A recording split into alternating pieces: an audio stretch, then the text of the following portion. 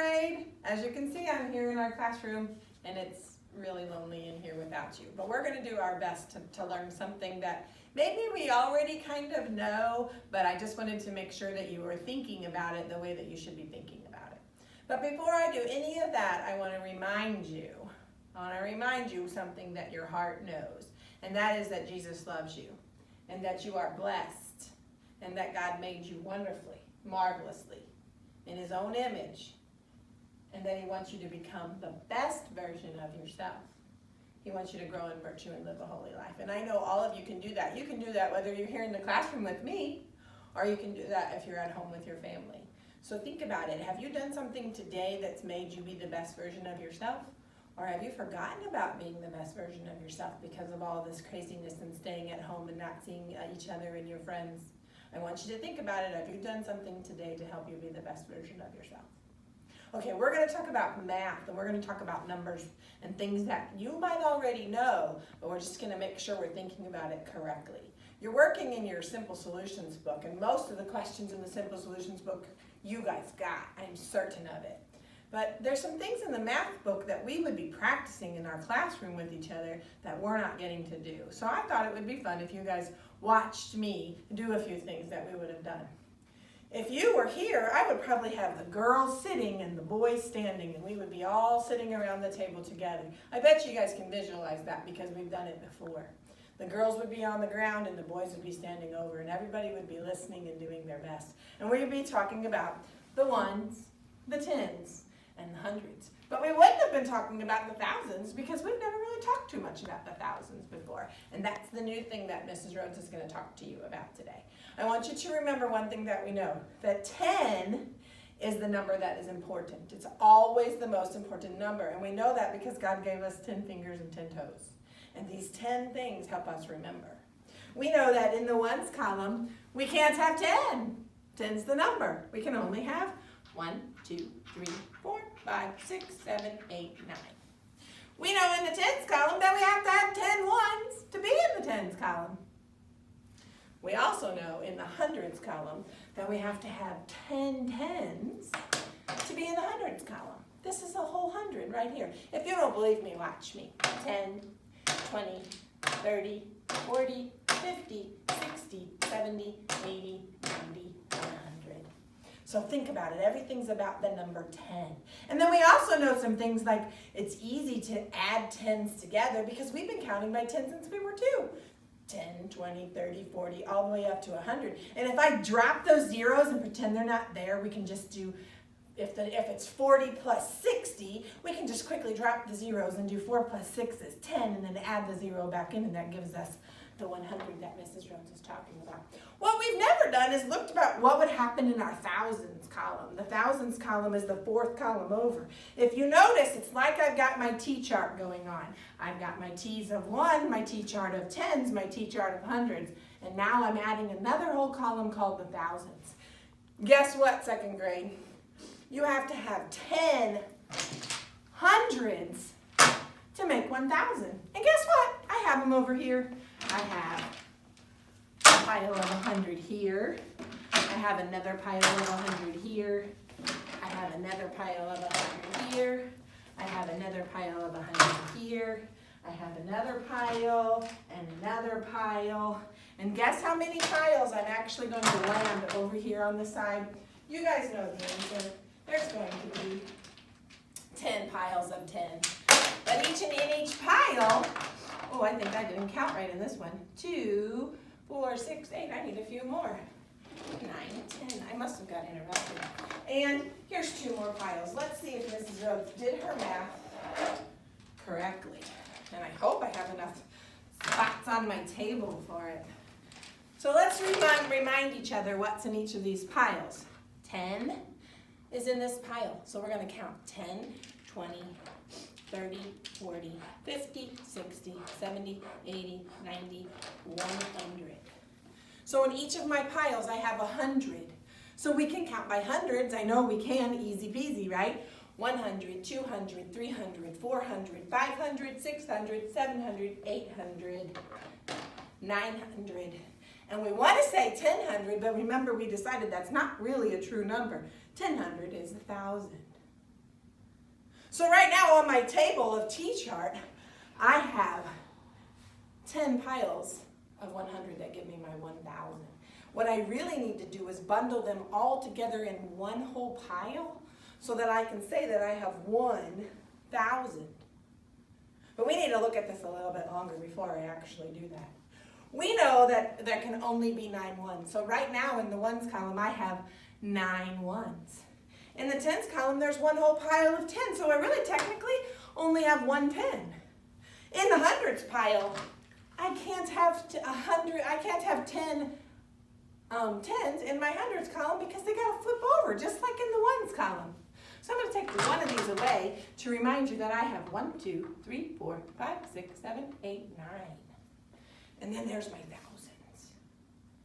So we got to think about what my number is. But look at all of those cubes. Who knew we had 1,000 cubes? If I show you our box, though, I don't think I can make 2,000 cubes because I'm pretty sure there's not enough. But 10 piles of 100 make 1,000. So we're going to look about it. We're going to go over to the board now and think about and look at what that looks like in real numbers. Okay?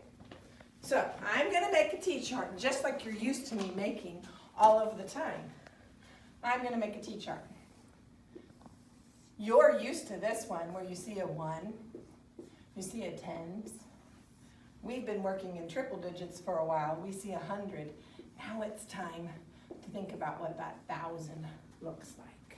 So the number 1,000 has 1,000. Remember, if I go back over to the table and take all those piles of 100 and put it into a big old bundle, then I have 1,000. And then if I take all my numbers away, I have 0 hundreds, 0 tens, and 0 ones. There's our number 1,000. If I were just writing it without the T-chart, it would look like this. And we were learning right before we decided to take our long break that sometimes you see a comma in numbers. You see a 1, you see a comma, and then you see the numbers that come after it. We always start at the wrong side of the page and work this way with our numbers. We always, always do. So let's think about things that we know. If I write a number 478, you can tell me that I have 8 ones. You can tell me that I have 7 tens. You can tell me that I have 4 hundreds. Can you tell me the value of each of those numbers? If I asked you the value of 8 in the ones column, you know that it's just 8, 4 and 4. But when I ask you the value of the 7 in the tens column, we have to start thinking again. It's not quite as easy because 7 tens is not the same as 7. The value of 7 in the tens column is not 7. The value of 7 in the tens column is 478. Remember how Mrs. Rhodes always emphasizes what that is? So you know that the 7 actually equals 70, don't we? We know that the 8 is the value of 8. And so if the 4 is in the hundreds column, is it worth just plain old 4? I know you guys know the answer is no to that. The 4 is actually worth 400. And so now what we have going on is what we know as expanded form. You guys all know it. Think about it, expanded form. So what we're going to do is we're going to add all these numbers together. 8 plus 0 gives me 8. 7 plus 0 gives me 7. 4 plus nothing gives me 4. And we have our expanded form for 478. I know you guys already kind of know this, but I just think maybe hearing it from my voice made it better and makes your head think about it a little bit differently. I'm going to give you another number in our T-chart. This number is 1,732. So let's think about what that's going to look like, what the values of each of our numbers are, and see if we can come up with expanded form again. Am I going to start with ones, or am I going to start with thousands? Mrs. Rhodes is always going to tell you to start with ones, move the wrong way on your paper. Whenever we do any math, we move the wrong way on our paper. So 2 ones we know equals 2. The value of 2 in the ones column is always just itself. So 2 is 2. But now I have 3 tens. If my head doesn't let me think about what that talks about, I can put 3 up on my hands. Remember that it's tens, and I can say 10, 20, 30. So my head now knows that it's 30. My 7, which is in the hundreds column, makes me think about 7 as 100. So I can put 7 fingers up. This time I have to count by hundreds. And I say 100, 200, 300, 400, 500, 600, 700. So the value of the 7 is 700. And if I only have 1,000, I think my head already knows that that's 1,000. And I have to remember that when I write the 1,000, there's 1, 2, 3 columns after it. So then I'm going to put my plus sign here for expanded form. And I'm going to say that 2 plus a whole bunch of zeros equals 2.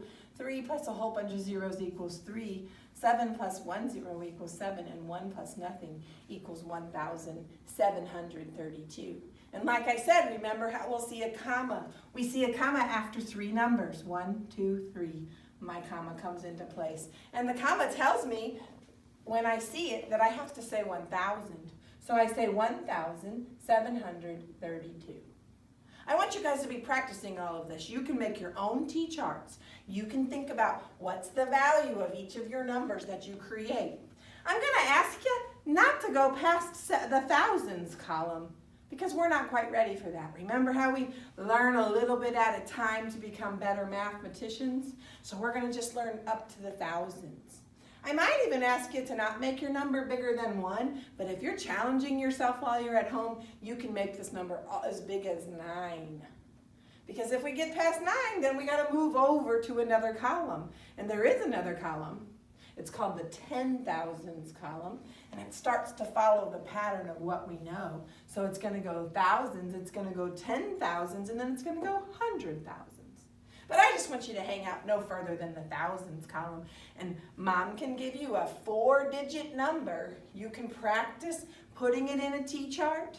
Then you can practice thinking about the value of each number, writing it backwards like Miss Rhodes did, where you start with the ones and move all the way to the thousands. Make your expanded form. And then when you're working in the math book, all of it should make sense to you and should be easy to do. So I challenge you to practice. It can be just any way, anyhow. Dry erase board at home, a notebook that you're filling up with all of the practice that you're doing while you're at home. Now let's walk over here one more time and let's look at our hundreds chart. Our book's going to ask you to do a whole bunch of counting. You know that you can do any counting and start from anywhere. You can start at 27 and count by tens. Remember, it doesn't matter where you start. You can think of 27, 37, 47, 57.